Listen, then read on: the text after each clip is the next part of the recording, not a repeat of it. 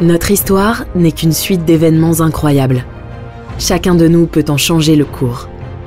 La plus infime de nos décisions peut influencer l'avenir de l'humanité. Et connaître le passé, c'est anticiper l'avenir. Vous écoutez L'effet papillon, quand l'histoire bascule, Andrinople, Rome face aux barbares. 9 août 378, bataille d'Andrinople. L'armée romaine vient d'être anéantie. Quelques années plus tard, dépourvue de défense, Rome est mise à sac. La cité était restée inviolée depuis 800 ans. 4 septembre 476, le dernier empereur romain d'Occident est renversé. L'Empire romain n'existe plus. Ces 3 événements, pourtant répartis sur un siècle, sont intimement liés et vont mener à la chute de l'Empire romain d'Occident. Voyons pourquoi.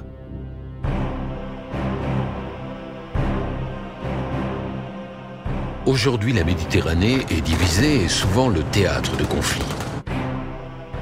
Mais sous l'Empire romain, elle formait un État unique. Plus de 40 pays actuels en faisaient partie. Pas seulement l'Italie, la France ou l'Espagne, mais aussi l'Égypte, le Kosovo, Israël et même une partie de l'Irak. Monnaie unique, même loi, un seul dirigeant. Pour la première et dernière fois de son histoire, la Méditerranée est en paix. C'est l'époque des aqueducs, des empereurs et des légionnaires. L'Empire est immense, et gérer seul un ensemble aussi vaste était presque impossible.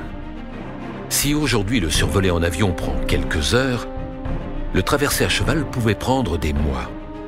C'est pour ça qu'il a été partagé en 2.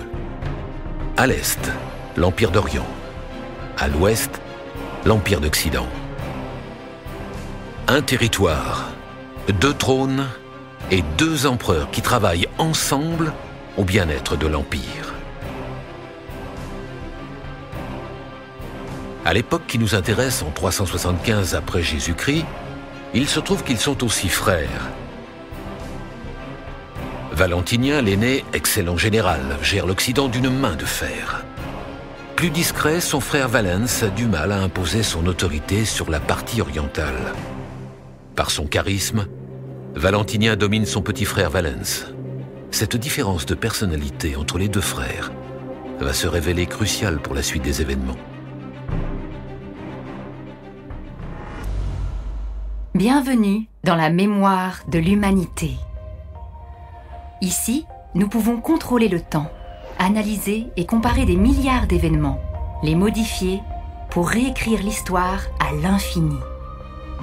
Par exemple, imaginons que nous puissions recréer l'Empire romain de nos jours, où la Palestine et Israël seraient réunis en un seul pays. La France et l'Allemagne. Une sorte d'États-Unis de la Méditerranée. De Londres à Jérusalem, ces citoyens parleraient tous la même langue, voyageraient sans passeport et obéiraient à un seul code de loi. Toutes les religions seraient tolérées à condition qu'elles ne perturbent pas l'ordre civil. Cette fédération détiendrait de vastes réserves d'hydrocarbures et ses armées rivaliseraient avec celles des États-Unis ou de la Chine. Ce pays serait l'héritier des inventeurs de la démocratie, des droits de l'homme, de la philosophie et des Lumières, serait la nation de l'algèbre, du système métrique, de la médecine, de la physique et de l'astronomie. À la vue des conflits actuels, tout cela peut sembler impossible. Mais la vérité, c'est que ces tensions existaient déjà à l'époque romaine. Continuons.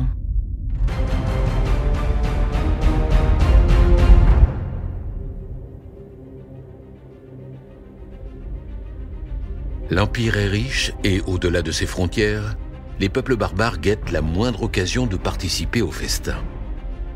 Pour un Romain, le mot barbare désigne toute personne vivant au-delà de ses frontières. Un barbare, c'est un étranger non romanisé. Au nord et à l'est de l'Empire, les frontières sont sous pression constante. Pour se défendre, les empereurs successifs ont mis au point un système ingénieux et économe en soldats. En s'appuyant sur les obstacles naturels, comme les fleuves ou les montagnes, les Romains ont fortifié leurs frontières et organisé leurs troupes en forces mobiles.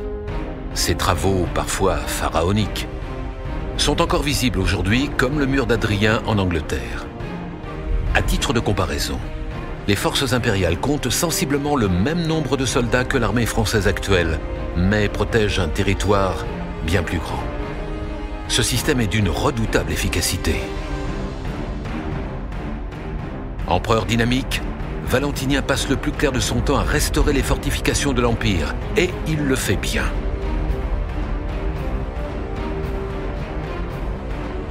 Il restaure la discipline d'une main de fer, renforce les murailles et punit sans pitié les barbares osant le défier. À la fois craint et respecté de ses ennemis, il est l'homme fort dont Rome a besoin.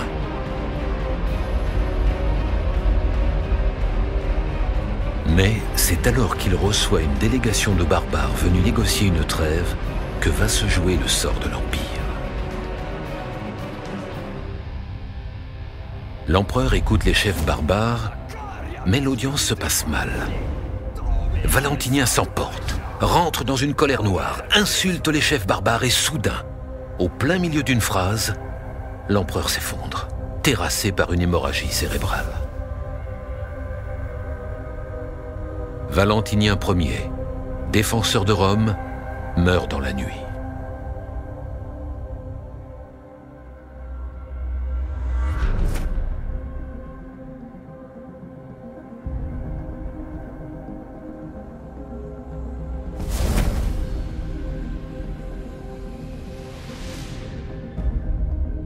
Nous venons d'arriver à un point de divergence. Un point de divergence est un événement clé, un carrefour dans notre histoire, où le monde bascule d'un côté ou de l'autre. Valentinien Ier, défenseur de Rome, vient de mourir. Trajan, Caligula, Néron, Commode, l'histoire romaine s'est écrite dans le sang de ses empereurs.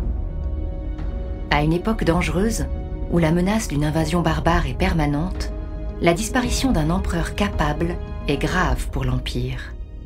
Son frère, Valens, est loin de posséder les mêmes capacités militaires.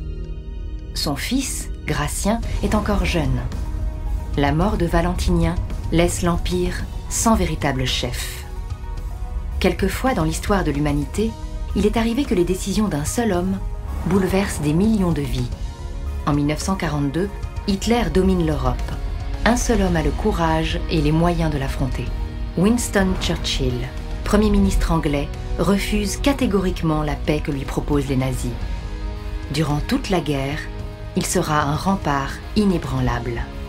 Sans lui, pas de débarquement en Normandie, pas de libération de Paris et probablement une victoire allemande. Reprenons notre histoire. Valentinien mort, il incombera à son fils Gratien, jeune adulte, mais surtout à son frère, politiquement faible et général médiocre, de faire face aux ennuis qui arrivent. Et les ennuis, ce sont les Huns. Nomades d'Asie centrale, ils vivent et combattent à cheval. Excellents archers, leurs ennemis meurent avant d'avoir pu combattre. Vivant exclusivement de l'élevage et de la chasse, ils ont besoin de grands espaces vierges. Ils ne veulent pas conquérir le monde, ils veulent le transformer en terrain de chasse.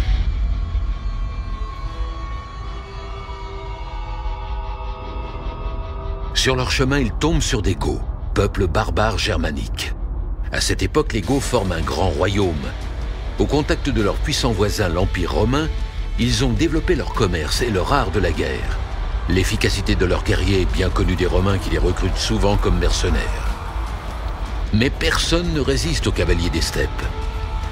Redoutables au corps à corps, les Goths ne sont pas du tout préparés à la guerre à distance que leur livrent les Huns. Criblés de flèches, les guerriers Goths sont décimés. Les royaumes Goths résistent un temps, mais le peuple entier doit finalement choisir, fuir ou devenir esclave. Chassés vers le sud, ils finissent par arriver aux frontières de l'Empire romain. Coincés entre le marteau et l'enclume, ils demandent l'asile politique à Rome qui accepte. L'Empire est en manque de main-d'œuvre et ces réfugiés sont vus comme une aubaine par les autorités. Commence alors une incroyable opération humanitaire. Par tribus entières, des dizaines de milliers de Goths traversent le Danube sur des radeaux de fortune. Hommes, femmes, enfants, vieillards. Les Goths ont alors un seul espoir, être intégrés à l'Empire et vivre en paix. L'histoire va en décider autrement. Des officiers romains corrompus ignorent les ordres de l'empereur et parquent les Goths dans des camps de réfugiés pour mieux les rançonner. De l'or contre de la nourriture. Des historiens romains rapportent des scènes terribles. Affamés et ruinés, des parents sont contraints de vendre un de leurs enfants comme esclave pour pouvoir nourrir les autres. Les Goths aux abois finissent par se servir tout seuls. Ils massacrent les garnisons romaines et franchissent le point de non-retour. L'émeute se transforme en révolte, la révolte en invasion. Gouverner, c'est choisir.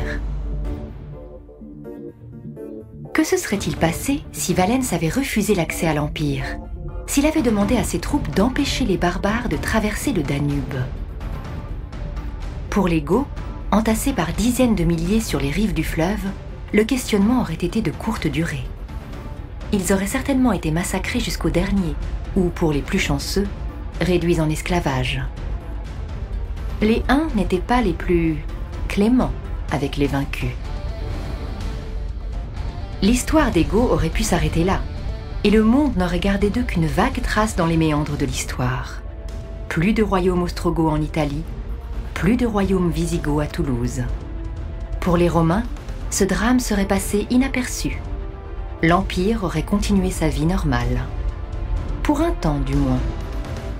Les Goths n'étaient que l'avant-garde d'une formidable migration de peuples qui va déferler sur l'Empire. En décembre 406, les Vandales traversent le Rhin, suivis des Francs et des Burgondes. C'est la période connue sous le nom des invasions barbares. L'Empire en sera bouleversé. L'Europe d'aujourd'hui est profondément marquée par cette fusion. Ainsi, les Burgondes créeront la Bourgogne. Les Francs et les Alamans, deux peuples germaniques cousins, seront respectivement à l'origine de la France et de l'Allemagne. Les Angles et les Saxons traverseront la mer du Nord pour devenir les Anglo-Saxons, faisant fuir devant eux les Bretons qui trouveront pour terre d'asile la Bretagne. Reprenons notre histoire.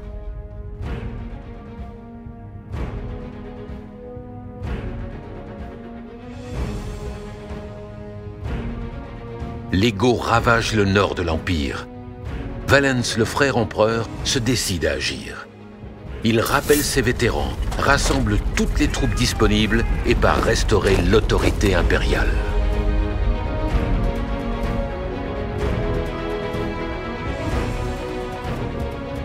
Mais ils sont trop nombreux. Gratien rassemble lui aussi son armée et part aider son oncle. Mais arrivé le premier au point de rendez-vous, Valens rumine.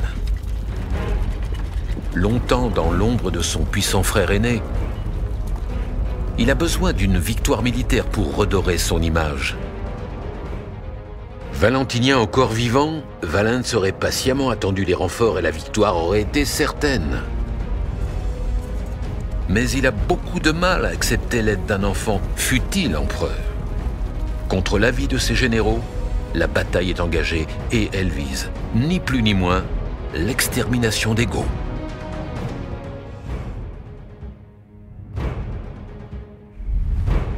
L'armée romaine, c'est 15 000 vétérans aguerris, bien équipés et disciplinés, prêts à défendre l'Empire au péril de leur vie.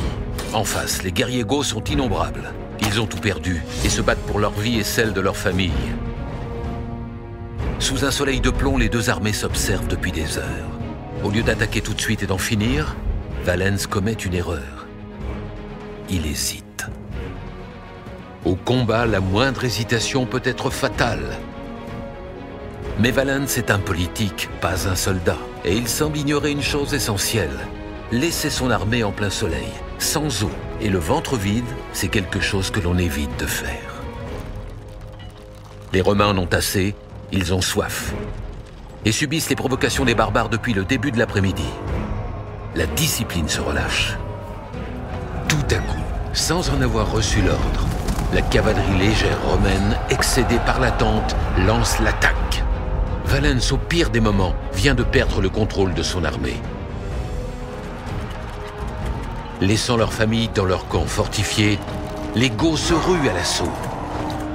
Professionnels du combat, les légions romaines retrouvent leur cohésion et encaissent le choc.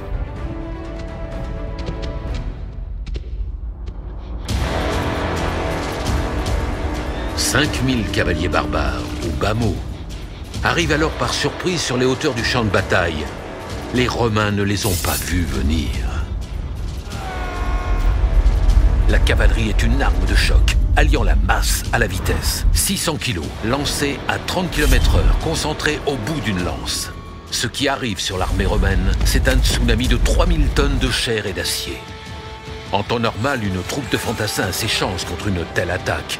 À l'aide de piques, de lances, en formant un mur de boucliers, elle peut briser la charge et repousser l'adversaire. Encore faut-il y faire face. L'armée romaine, en plein combat, est désorganisée. Ses soldats combattent déjà au corps à corps. En dévalant la pente, la cavalerie gothique attaque le flanc non protégé des légions. Contre toute attente, les légions encaissent le choc. Malgré les pertes, les défenseurs de l'Empire serrent les rangs. La charge est brisée. Cependant, la cavalerie gothique se regroupe déjà. Les légions endurent une seconde charge, puis une troisième. Dans cette masse compacte, toutes les flèches touchent leur cible. En fin de journée, leurs lances brisées, leurs boucliers criblés de flèches, les légionnaires sont au bord de la rupture. Encerclés, au bout de leur force, ils voient l'ennemi se préparer à une ultime attaque. Les rangs impériaux s'effondrent. C'est un massacre. Il y a un temps pour douter et un autre pour agir. Si accepter les Goths dans l'Empire n'était pas une erreur en soi, et était même un choix stratégique et économique tout à fait défendable, l'attitude de Valens dans les mois qui vont suivre l'invasion gothique va être catastrophique pour l'Empire. Dans un premier temps, il commence par sous-estimer la gravité de la situation, laisse les Goths se renforcer en envoyant des forces insuffisantes, puis décide d'attaquer sans avoir reçu les renforts de l'Occident. Militairement, les Romains ont toujours dominé le champ de bataille. Mais les légions, à force de recruter chez les barbares, ont perdu en cohésion. Et les Goths, au contact des Romains, ont appris leur tactique. On est loin du rapport de force que César a rencontré en Gaule. Si Valentinien n'était pas mort quelques années auparavant, Valens aurait très certainement attendu son frère aîné. L'armée d'Occident étant traditionnellement plus puissante que l'orientale, la réunion des deux aurait créé un tel avantage tactique que la victoire aurait été à la portée de n'importe quel général, même de Valens. Les Goths auraient été massacrés et tout serait rentré dans l'ordre. L'Empire en serait même sorti renforcé et son image d'invincibilité serait restée intacte. Seule la nuit mettra fin au massacre. Les 2/3 de l'élite des armées romaines resteront sur le champ de bataille. Les armures se remplaceront plus facilement que les vétérans. La puissance romaine s'effondre avec son armée. L'empereur Valens lui-même disparaîtra dans la nuit. La légende veut qu'il ait été brûlé vif dans une ferme où il avait trouvé refuge. Les Romains se sont dit qu'ils avaient déjà connu pire et qu'ils y avaient survécu.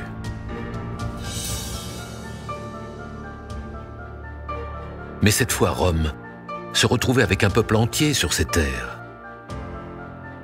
Ne voulant pas risquer un second désastre, Gratien fit demi-tour avec ses troupes et repartit protéger l'Occident. Son oncle mort, il dut choisir un remplaçant à la tête de l'Empire d'Orient. Tout juste arrivé au pouvoir, le nouvel empereur reçut la lourde responsabilité de devoir négocier avec les Goths.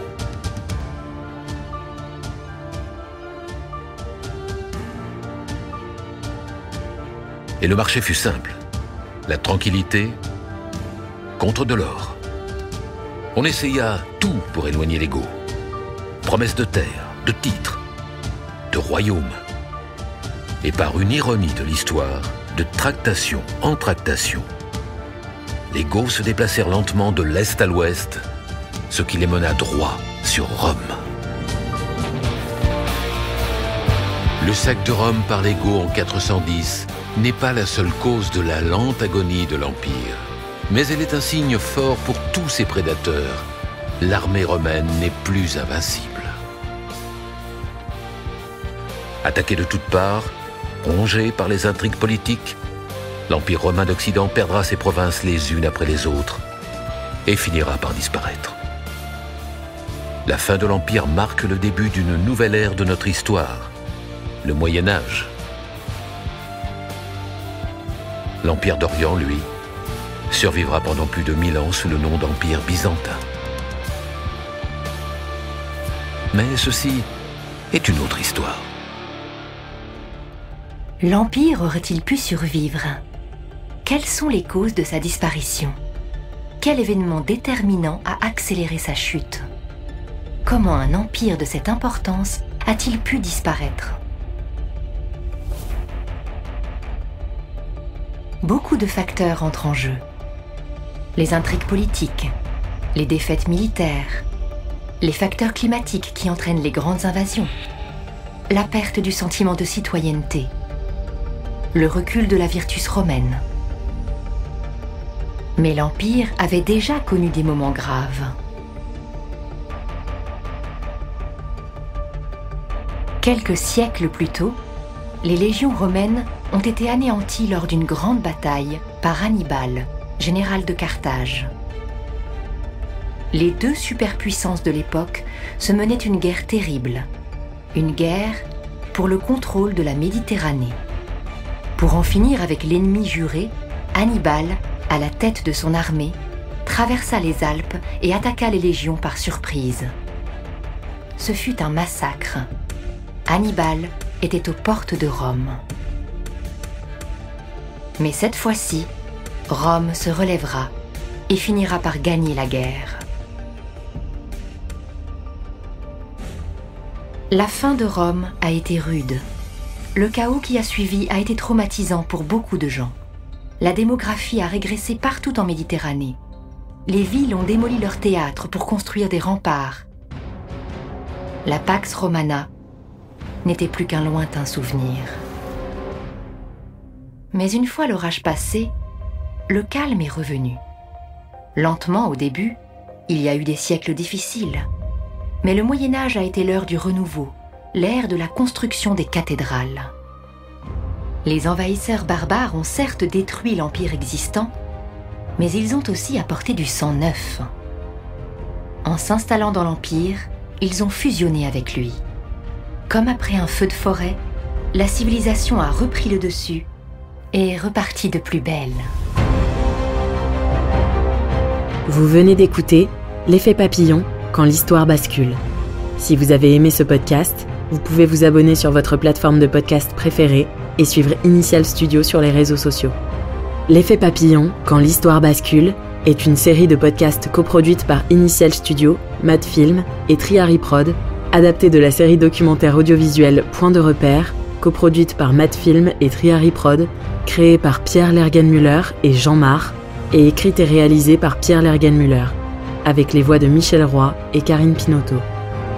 Production exécutive du podcast, Initial Studio. Production éditoriale, Sarah Koskiewicz et Marie Agassan. Montage, Camille Legras.